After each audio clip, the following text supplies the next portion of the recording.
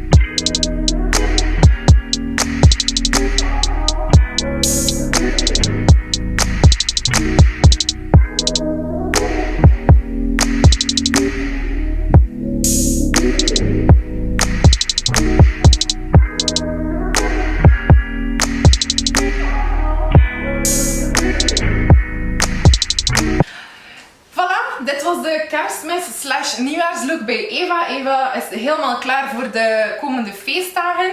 Ik heb nog een klein presentje voor Eva, namelijk de BECreativeMakeup Christmas Cracker van de Sparkling Lights collection. En dat is een klein cadeautje voor Eva, dus ze mag deze dan open doen. Dus wacht even, ik denk dat je beter eerst...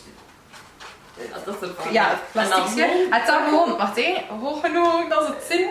Ja, doe maar. 3, 2, 1, krak! Woe! Het is kapot! Vet pakken. Oh my. Dat we niet gebeurd. Ja, voilà. Dus zit hier. Oh. Maar je hebt het goed. Ja. Er zijn dus verschillende zo crackers. Lekker voor de feestdagen is dat wel tof. Oh. En het is de Red Scarlet lipstick dat ik op Eva heb gebruikt. Voilà. Alsjeblieft.